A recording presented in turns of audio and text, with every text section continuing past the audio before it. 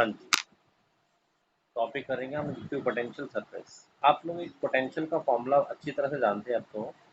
हालांकि पोटेंशियल एक पॉइंट के लिए डिफाइन नहीं है, पर इन्फिनिटी दूसरा पॉइंट लेकर हमने पोटेंशियल एट अ पॉइंट का फॉर्मूला बनाया था, के क्यू बाय आर, वेयर के is constant, Q is charge और आर इज द डिस्टेंस।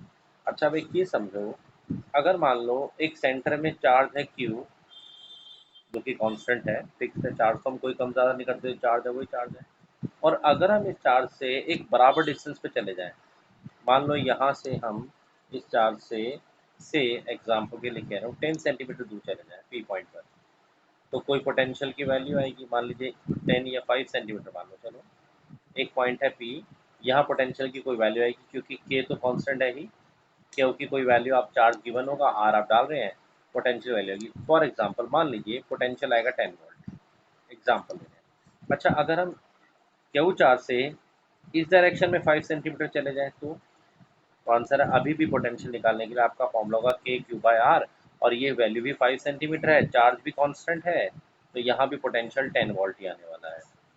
अच्छा, इस डायरेक्शन में चले जाएं सेम डिस्टेंस पर 10 वोल्ट, यहाँ भी चले जाएं, इधर भी चले जाएं, इधर भी चले जाएं, अगर आपने सेंटर का क्यू तो कांस्टेंट है, के भी कांस्टेंट है, अब आपने आर को भी कांस्टेंट कर दिया, तो इन सब पॉइंट पर पोटेंशियल की वैल्यू सेम आने वाली है। अच्छा, अगर इन सब पॉइंट को आप जोड़ देते हैं तो 2D में तो आपको एक सर्कल दिख रहा है, पर 3D में इमेजिन कीजिए, सेंटर में चार्ज रखा है, आगे पीछे ऊपर नीचे, तो एक स्फीयर बन जाएगा। इस स्फीयर पे क्या खास बात है, इस स्फीयर के किसी पॉइंट पर भी पोटेंशियल आप बोलेंगे सर 10 वोल्ट है, 10 वोल्ट है, 10 वोल्ट है, 10 वोल्ट है, 10 वोल्ट है। ऐसी सरफेस जिस पर हर पॉइंट पर पोटेंशियल इक्वल है, इस सरफेस को हमने एक नाम दिया है इक्विपोटेंशियल सरफेस। इक्विपोटेंशियल सरफेस क्या सरफेस होती है?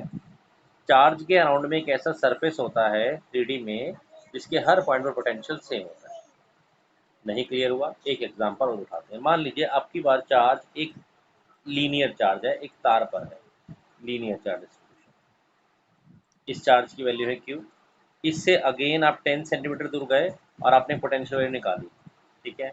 अब ये 10 सेंटीमीटर आप इधर जाइए, 10 सेंटीमीटर यहाँ से यहाँ जाइए, यहाँ जाइए, यहाँ जाइए, सब पॉइंट पर पोटेंशियल की वैल्यू सेम आने वाली, क्योंकि के कांस्टेंट है, क्यू आप चेंज नहीं कर रहे और आर भी आपने फिक्स कर दिया।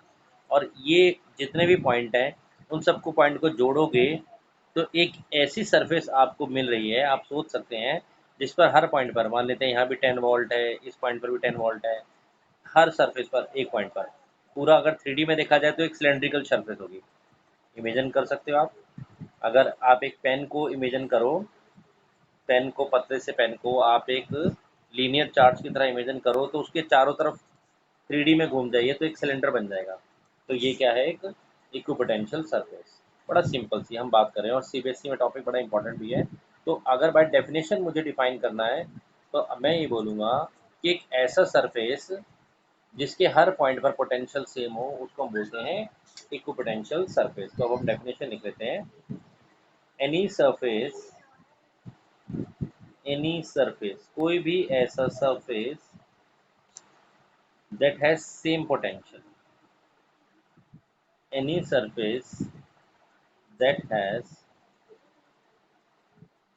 same potential,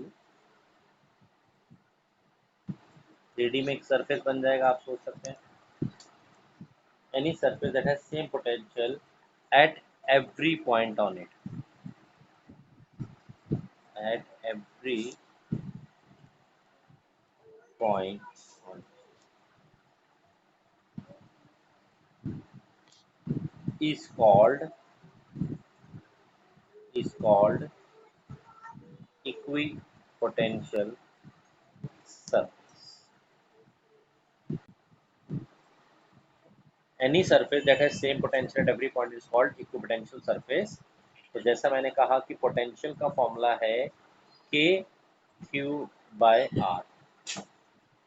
अगर अगर हम क्यू को कांस्टेंट कर दिया, चार्ज जो कि कांस्टेंट रहता है, चार्ज कांस्टेंट है, कर क्या दिया, सो पोटेंशियल सीधा सीधा आर के इन्वर्सली प्रोपोर्शनल हो जाएगा।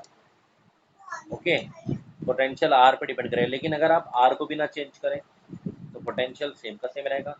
तो अगर हम एक पॉजिटिव चार्ज के लिए एक छोटा सा पॉइंट चार्ज पॉजिटिव चार्ज है, उसके लिए इक्विपोटेंशियल सरफेस बनाएं, तो जैसा मैंने कहा कि यहाँ से बराबर डिस्टेंस बराबर डिस्टेंस बराबर डिस्टेंस, तो ये पूरा का पूरा जो हमारे पास एक सरफेस बन रहा है ये इक्विपोटेंशियल सरफेस होगा।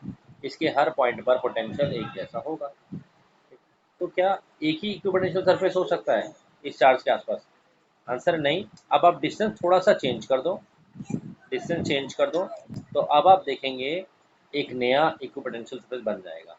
ये दोनों अलग अलग इक्विपोटेंशियल सरफेसेस हैं। ओके, मैं थोड़ा सा और दोबारा से दिखाता हूँ। तो एक पॉजिटिव चार्ज के लिए पॉजिटिव चार्ज का इक्विपोटेंशियल सरफेस का डायग्राम अगर हमें दिखाना है तो वो कैसा बनेगा?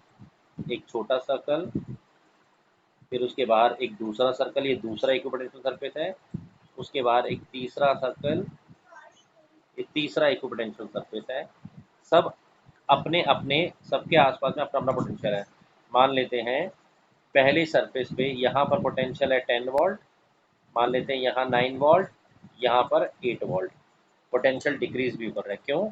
आप इलेक्ट्रिक फील्ड की ड्राइंग बनाइए जरा। इलेक्ट्रिक फील्ड पॉजिटिव से बाहर निकलती है, पोटेंशियल सरफेस में इलेक्ट्रिक फील्ड दिखा सकते हैं। और आपको याद होगा हमने एक लाइन लिखी थी, potential always decrease in the direction of electric field. Formula से भी समझ में आ रहा है और डायग्राम से समझ में आ रहा है। और थोड़ा आगे जाएंगे पोटेंशियल और गिर जाएगा। तो पॉजिटिव चार्ज का इक्विपोटेंशियल सरफेस कैसा हुआ? अगर हमें इसको एक्सप्लेनेशन में लिखना है तो हम लिखेंगे पॉइंट चार्ज अगर पॉजिटिव है तो इसका equipotential surface for point charge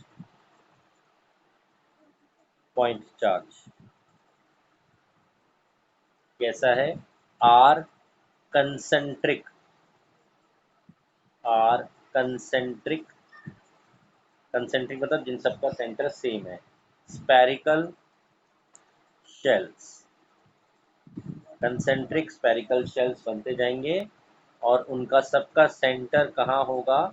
जहाँ खुद पॉजिटिव चार्ज प्रेजेंट है, ये यहाँ पर centres, shells with centres at the point charge. अच्छा, अगर नेगेटिव चार्ज होगा तो आंसर इक्विपोटेंशियल सरफेस तो ऐसे ही बनेंगे, बस आप इलेक्ट्रिक फील्ड की डायरेक्शन को चेंज कर देना। पॉजिटिव में इलेक्ट्रिक डायरेक्शन ऐसे जा रही है रेडियली आउटवर्ड, ये तो आप जानते ही हैं।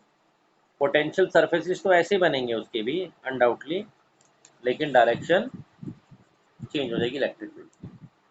अच्छा, एक दूसरे पे चलते हैं। अगर हमें एक लीनियर चार्ज डिस्ट्रीब्यूशन का इक्विपोटेंशियल सरफेस दिखाना है, एक वायर पे चार्ज फैला हुआ है, तो जैसा मैंने आपको बताया कि यहाँ से आप बराबर डिस्टेंस पे जाइए, इस पॉइंट पे जाइए, यहाँ जाइए, इधर जाइए, लेफ्ट जाइए, पीछे की तरफ, आगे की तरफ, तो पूरा का पूरा आपको एक सरफेस मिलेगा। इस सरफेस को 3D में पूरा घुमा दीजिए, आपको सिलेंडर बनने लग जाएंगे, सिलेंडर्स।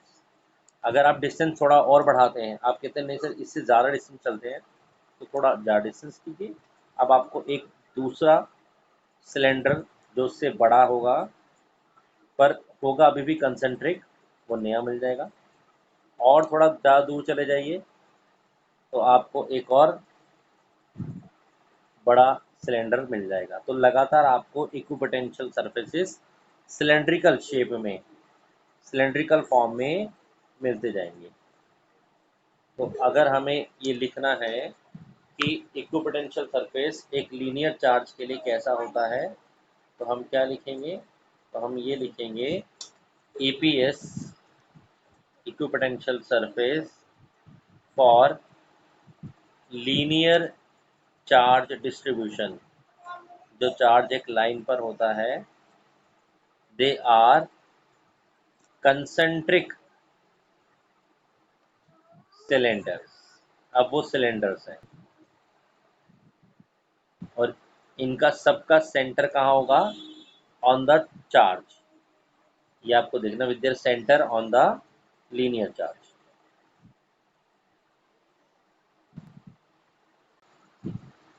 प्रॉपर्टीज और करेक्टरिस्टिक्स ऑफ इक्विपोटेंशियल सरफेस। जो हम अभी सरफेसेस बना रहे हैं, प्रॉपर्टीज ऑफ इक्विपोटेंशियल सरफेसेस क्या है। एक पूरी सरफेस इक्विपोटेंशियल है, उनकी क्या क्या प्रॉपर्टीज हो सकती हैं। सबसे पहली very important, no work no work is done in moving no work is done in moving a charge or small charge or test charge, a charge over an equipotential surface। एक equipotential surface पर charge को move कराने के लिए हमें कोई work नहीं करना पड़ता। There is no work done to move a charge over an equipotential surface. ठीक है, इसका प्रूफ देखते हैं, क्योंकि आपसे एग्जाम में इसका प्रूफ पूछा जाता है। अभी प्रूफ कीजिए। तो देखिए, हम इलेक्ट्रिक नोट कर लो, ये no work is done in moving a charge over equipotential. एक इक्विपोटेंशियल सरफेस पे चार्ज को मूव कराने के लिए कोई वर्क नहीं किया जाता। चलो, इसका प्रूफ देखते हैं। आपसे प्रूफ पूछा जाएगा। कैरेक्टरिस्टिक भी इंपॉर्टेंट है, पर मैं साथ साथ में प्रूफ भी लिखवा रहा हूँ। प्रॉपर्टी तो 4-5 है, साथ साथ उनके प्रूफ भी समझिए। मान लीजिए पूरी एक इक्विपोटेंशियल सरफेस है, एक प्लेन, जैसे आपके घर का फ्लोर छोटा सा पार्ट समझ लो उसका, ठीक है ना, या कोई सरफेस समझ लो आप, पूरा ऊपर से देख रहे हैं तो प्लेन सरफेस है। अच्छा, हम कह रहे हैं इस पे 2 पॉइंट है, ए टू बी। हम कह रहे हैं कि इसमें चार्ज को ए टू बी या बी टू ए मूव कराओ, वर्क नहीं करना पड़ेगा। इसको प्रूव कर दो। हम तो यही कह रहे हैं ना कि work done to move the charge from A to B या बी टू ए या कोई और पॉइंट होगा बी टू सी, इस सरफेस पे कहीं भी मूव कराना है, हम कह रहे हैं वो वर्क डन 0 होता है। ठीक है, इसको प्रूव कर दो आप। ठीक है, चलो आप कहते हैं सर वर्क तो नहीं मुझे पता, पर मैं potential, electric potential different definition जानता हूँ। आपने सिखाई थी कि V A minus V B, मान चार्ज को बी से ए तक लाना है, किसी चार्ज को, छोटे से चार्ज को, क्यू नॉट को। तो मैंने सिखाया था कि वी ए, तो वो होगा बिल्कुल W B A upon Q naught, यही होगा। यही हमने सीखा है। Electric potential difference between 2 point is the amount of work done to move a charge from 1 point to another divide by amount, unit charge है इसलिए डिवाइड बाय क्यू नॉट कर दिया। अच्छा, W B A will be given by इन दोनों का product. तो work done to move the charge from B to A is equal to V A minus V B into q naught. अब मेरा question है, V A minus V B की value क्या है। अब बोलोगे सर वी ए और we B ये तो एक इक्विपोटेंशियल सरफेस है, हम मान के चल रहे हैं, और इक्विपोटेंशियल सरफेस पे जो पोटेंशियल ए का वही बी का है। अगर ये 10 है तो ये भी 10 है, ये 20 है तो ये भी 20 है। जो ए का है वही बी का पोटेंशियल है, मतलब इन दोनों का डिफरेंस 0 हो गया। 0 into q naught equal to क्या आ गया, 0। 0 इंटू क्यू नॉट क्या आ गया, 0। तो एक सिंपल सा प्रूफ हमने कर दिया कि इक्विपोटेंशियल सरफेस पे कहीं से कहीं बी टू ए, क्या अगर ए टू बी करोगे तो क्या होगा, नेगेटिव ही करोगे, नेगेटिव 0 का नेगेटिव ही 0 होता है। तो there is no work done to move a charge on equipotential surface. हाँ जी, सेकेंड प्रॉपर्टी है इलेक्ट्रिक फील्ड लाइंस, और लाइंस नहीं निकलती तो इलेक्ट्रिक फील्ड भी अपने आप में वेक्टर क्वांटिटी है। Direction of electric field is always always perpendicular to the equipotential surface। Electric field या electric field lines equipotential surface के हमेशा परपेंडिकुलर होती हैं एट एवरी पॉइंट। आपने भी डायग्राम भी बनाए हैं, दो आपने उनमें देखा भी है, हम प्रूव भी करते हैं। अभी आपने एक डायग्राम बना के देखा था, अगर सेंटर में क्यू चार्ज है तो इलेक्ट्रिक फील्ड लाइन ऐसे गई हैं, ऐसे गई हैं, ऐसे गई, ऐसे गई। अगर आप एक ईपीएस बनाते हैं तो ये ऐसे परपेंडिकुलर हो गया। ठीक है, कोई दूसरी लीजिए ईपीएस, हर पॉइंट पर आप देखो, किसी पॉइंट पर तो इलेक्ट्रिक फील्ड लाइंस सरफेस की क्या है, परपेंडिकुलर। सिलेंडर में भी आपने यही देखा था, ये तो डायग्रामेटिक देख लिया, इसका मैथमेटिकली प्रूफ क्या है, चलिए प्रूफ पे चलते हैं। ये भी हमसे प्रूफ पूछा सकता है कि आप प्रूफ कीजिए या शो कीजिए कि हमेशा ये परपेंडिकुलर होती है। तो चलिए एक कंसेप्ट हमने पीछे पढ़ा हुआ, आपको याद होगा, रिलेशन में d V is equal to minus E dot D r, relation between electric field and potential, बहुत अच्छे से पढ़ा हुआ है। यस, अगेन फिर मैं आपसे वही सवाल पूछता हूँ, बताइए इक्विपोटेंशियल सरफेस के ऊपर डीवी की वैल्यू क्या होगा, चेंज इन पोटेंशियल कितना होगा। तो बोलेंगे सर इक्विपोटेंशियल सरफेस पर पोटेंशियल चेंज ही नहीं हो रहा, सब जगह पोटेंशियल एक जैसा है, तो चेंज इन पोटेंशियल तो होने का सवाल ही नहीं, वो है जीरो। तो रिजल्ट बना, माइनस को भी इधर ले जाइए, ई डॉट डी आर, ठीक है जी, okay, zero is equal to E dot D R. अच्छा जी, डॉट प्रोडक्ट का मतलब होता है कॉस थीटा, तो इस रिजल्ट को हम और एक्सपेंड करके लिख सकते हैं, E d r cos theta is equal to zero. Okay, electric field line तो जीरो है नहीं, डी आर भी, डिस्प्लेसमेंट भी यहाँ पर हम जीरो नहीं माने, क्योंकि इलेक्ट्रिक फील्ड ये वेक्टर अलॉन्ग इलेक्ट्रिक डायरेक्शन है, तो अगर ये रिजल्ट जीरो हो रहा है तो उसके रिस्पॉन्सिबल है कॉस थीटा, ठीक है ना। या आप ये भी सोच लीजिए, चलो ई और डी आर को उस तरफ ले जाते हैं, ऐसे समझ लो, ऐसी बात नहीं है, ई इंटू डी आर उस तरफ जाएगा तो बिकम जीरो, तो cos theta is equal to zero. Cos theta zero का मतलब क्या है, मतलब है theta is equal to 90 degree, ऐसे समझ लीजिए, theta equal to 90 degree. Theta किसके बीच का एंगल था, थीटा था E d r cos theta, मतलब इलेक्ट्रिक फील्ड और डी आर के अलोंग, मतलब वेक्टर के अलोंग जिस डायरेक्शन में ये बढ़ रही है। तो अगर ये थीटा 90 डिग्री है, that is angle between E and D r, तो हम यही तो कह रहे हैं कि इलेक्ट्रिक फील्ड कभी भी जीरो, सॉरी हमेशा कैसी होती है, परपेंडिकुलर होती है, डायरेक्शन ऑफ इलेक्ट्रिक फील्ड हमेशा कैसे होगी, परपेंडिकुलर, डी आर वेक्टर के अलोंग, डी आर वेक्टर वो डायरेक्शन है।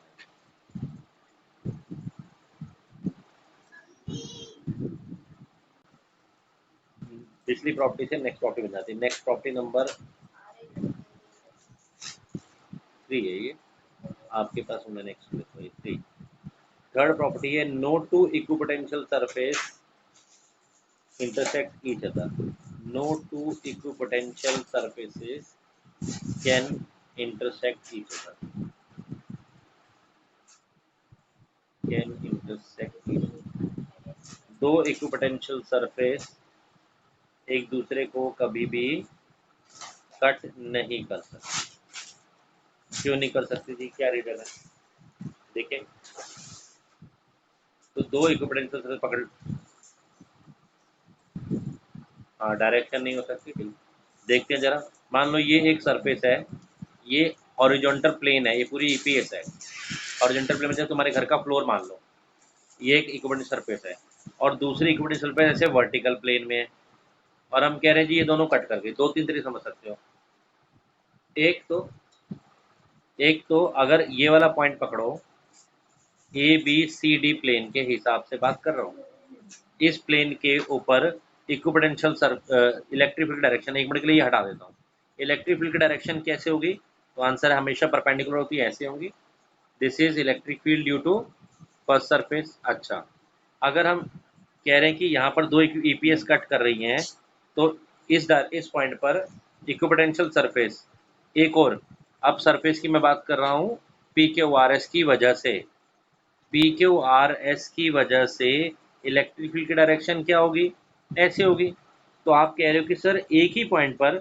इलेक्ट्रिक फील्ड की फोर्स की दो डायरेक्शन होगी, आंसर है ये कभी नहीं हो सकता, रिजल्टेंट हो सक, किसी किसी बॉडी पर 10 फोर्स लगाओ, आप मेरी बात को समझो, 10 फोर्स लगाओ, अल्टीमेटली जाएगा तो एक डायरेक्शन में, रिजल्टेंट डायरेक्शन में, तो ऐसे ही एक पॉइंट पर ये कैसे हो सकता है, ठीक है ना, एक पॉइंट पर इलेक्ट्रिक फील्ड की डायरेक्शन, एक ये E2, एक E1, ये नहीं हो सकती, रिजल्टेंट हो सकती, दो हट जाती एक आ जाती, हम ये कहना चाह रहे हैं, दूसरे शब्दों में सोचो कि चार्ज को यहाँ रखोगे तो पॉजिटिव चार्ज ऐसे भागेगा और ऐसे ही भागेगा, ऐसे कैसे हो सकता है, दिस इज नॉट पॉसिबल, तो इसका रीजन लिख लीजिए, no two EPS can intersect each other because if they intersect each other because if they intersect each other, then at the point of intersection, then at the point of intersection,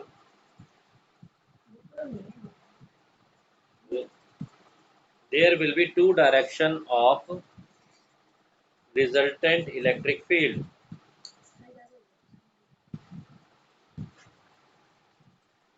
which is not possible.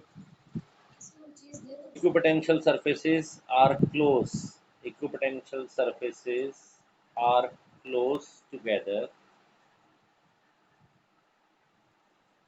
Are close together.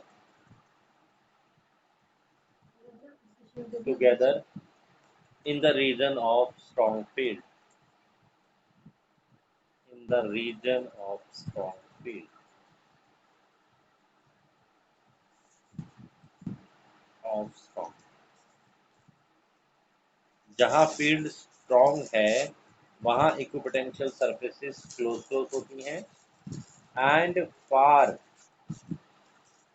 Apart in the region of weak field, far apart in the region of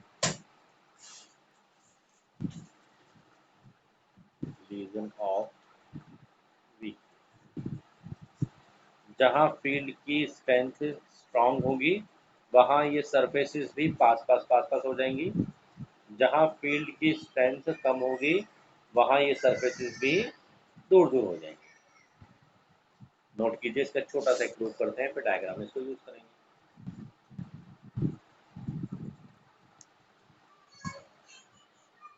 stronger field के reason में ये पास पास पास आ जाती हैं और weaker field के reason में ये दूर दूर चल जाती हैं। प्रूफ देखें इसका। देखिए अगेन आपने dv is equal to E dot D r prove किया हुआ। माइनस साइन का तो मैंने आपको कंसेप्ट समझा दिया था, तो उससे ज़्यादा नहीं जाते। अच्छा, तो इसका मतलब आपका D R is equal to D V by E हो गया। ठीक है, ठीक लिख रहा हूँ मैं। D R is equal to D V by E हो गया, बिल्कुल ठीक है। अगर आप डी वी को कांस्टेंट कर दो, मतलब पोटेंशियल का चेंज फिक्स कर दो कि भाई हर बार मान लेते हैं हम 10-10 वोल्ट के पोटेंशियल पे ऑब्जर्व करेंगे, तो डी आर इलेक्ट्रिक फील्ड के इन्वर्सली, डी आर मतलब उनके बीच का गैप यहाँ समझ लो आप, डी आर इलेक्ट्रिक फील्ड के इन्वर्सली प्रोपोर्शनल है। इसका क्या मतलब है? इसका मतलब है जहाँ इलेक्ट्रिक फील्ड बढ़ गई, जहाँ ई की वैल्यू बढ़ गई वहाँ डी आर कम हो गया, inversely proportional. D R potential surface के बीच का गैप समझ लो, है ना। तो अगर ई बढ़ गया यानी कि इंक्रीज हो गया, तो उस जगह पर डी आर डिक्रीज हो गया। मतलब इलेक्ट्रिक फील्ड स्ट्रॉन्ग है तो ईपीएस पास पास आ गई, क्लोजर आ गई। और अगर ई ड्रॉप कर गया, कम हो गया, जैसे जैसे दूर जाओगे ई कम हो जाएगा, तो डी आर उसके इन्वर्सली है, इंक्रीज कर जाएगा। ओके, ये छोटा सा इसका प्रूफ भी लिखिए।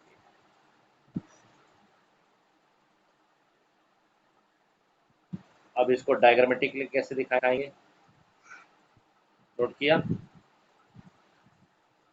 ये हम रिलेशन हम जानते हैं, d B is equal to E dot D R.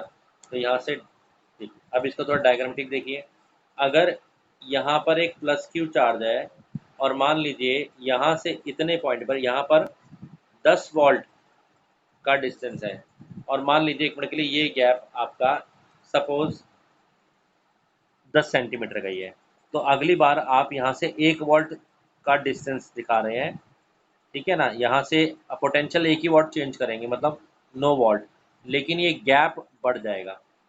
अगर यहाँ पर ये डिस्टेंस 10 वोल्ट था, तो सॉरी 10 सेंटीमीटर था, तो ये 11 या ज़्यादा हो जाएगा। पोटेंशियल जबकि एक ही वोल्ट गिरा है, पोटेंशियल मान लीजिए 9 वोल्ट गिरा है। फिर यहाँ से पोटेंशियल आपने एक ही वोल्ट देखा, 8 वोल्ट गिरा, लेकिन गैप और बढ़ता चला गया। क्यों? क्योंकि मैंने यही तो समझाया, इलेक्ट्रिक फील्ड या सॉरी डी आर ई के इन्वर्सली प्रोपोर्शनल होता है। जैसे जैसे ई दूर जाने पर ई कम हो रहा है, डी आर बढ़ता जा रहा है, डी आर बढ़ता जा रहा है। नेक्स्ट टॉपिक है हमारे पास electric potential energy. Electric potential energy again potential से रिलेटेड टर्म है। पहले हम इसकी डेफिनेशन लिख लेते हैं, फिर हम इसको एक्सप्लेन करते हैं क्या है ये, आखिर क्या होती है, कैसे निकाली जाती है। तो लिखिए इलेक्ट्रिक पोटेंशियल एनर्जी, पहले तो मैं बता दूं ये एक पॉइंट चार्ज के लिए नहीं है, तो ये बेसिकली सिस्टम ऑफ चार्जेस के लिए कम से कम दो पार्टिकल तो होने ही चाहिए, दो चार्जेस तो होने ही चाहिए। तो इसलिए इसकी डेफिनेशन सिस्टम ऑफ चार्जेस के लिए डिफाइंड है। Electric potential energy of a single charge अगर कोई बोलेगा तो आप बोलोगे नॉट डिफाइंड, डिफाइन नहीं कर सकते, कुछ होती नहीं है, ठीक है ना। फॉर सिस्टम ऑफ चार्ज होती है, उसको हम डिफाइन करते हैं क्या होती है। तो let us right the electric potential of energy of system of charge is defined as, yeah, it is defined as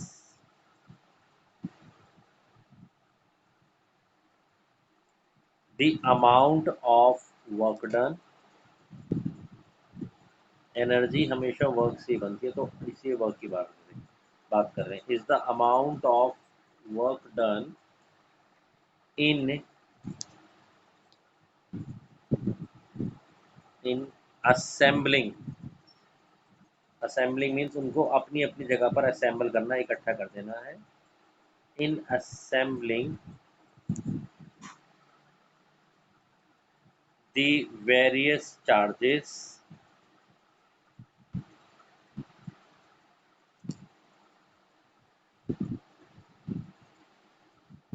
at their location, at their location। अलग चार्जेस को एक पर्टिकुलर लोकेशन पर लाने के लिए जो हमें वर्क करना पड़ता है, ठीक है, कहाँ से लाने के लिए, location, bye bringing them from infinity, bye bringing them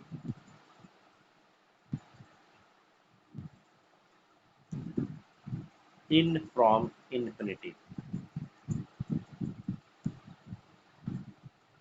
उसी को हम electric potential energy of system of charge कहते हैं।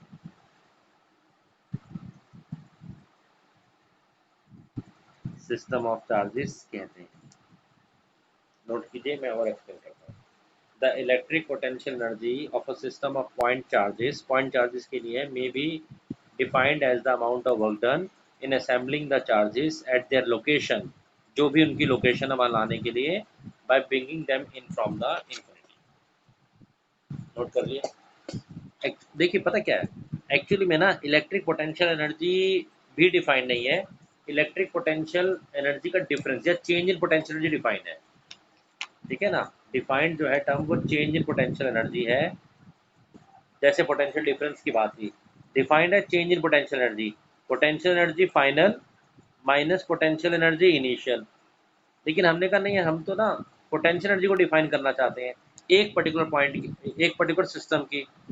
तो हमने कहा एक काम करो ना कि अगर हम स्टार्टिंग वाला पॉइंट इन्फिनिटी ले लें, तो इन्फिनिटी पर पोटेंशियल एनर्जी जीरो होती है, जीरो मान लेते हैं। तो जब हम तभी तो उसमें लिखा था फ्रॉम इन्फिनिटी। तो एक्चुअली में चार्जेस को हम ये मान लेते हैं इन्फिनिटी से उठाकर एक पर्टिकुलर पॉइंट पे ला रहे हैं, तो जो पोटेंशियल एनर्जी, ये वाला पार्ट तो जीरो हो गया, ये वाले जीरो मान लेते हैं। तो चेंज इन पोटेंशियल एनर्जी में you F minus U initial हट गया, तो सिर्फ यू एफ आ गया। समझ रहे मेरी बात। एक्चुअल में डेफिनेशन जो है, जो डिफाइंड है, वो आपका चेंज इन पोटेंशियल एनर्जी है। अच्छा कैसे है और कैसे निकालेंगे, तो बेसिकली मैंने बोला कि ये वर्क डन होता है चार्जेस को लाने के लिए। अच्छा आप बोलेंगे सर अगर चार्जेस को लाने के लिए वर्क डन होता है तो हम ये जानते हैं मान लो आप एक सिंगल चार्ज को इन्फिनिटी से एक पी पॉइंट तक ला रहे हो, कितना वर्क होगा?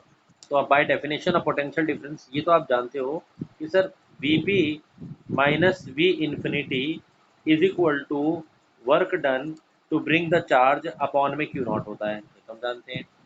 मैं कह रहा हूँ जो वर्क होता है वही एनर्जी होता है, क्योंकि आप इन्फिनिटी से ला रहे हो तो फाइनल वाली इनिशियल वाली जीरो हो गई। तो बेसिकली एनर्जी, पोटेंशियल एनर्जी क्या निकला? We P minus V infinity into q not. ध्यान से समझना। और वी इन्फिनिटी भी जीरो होता है, इसको भी हटा दो।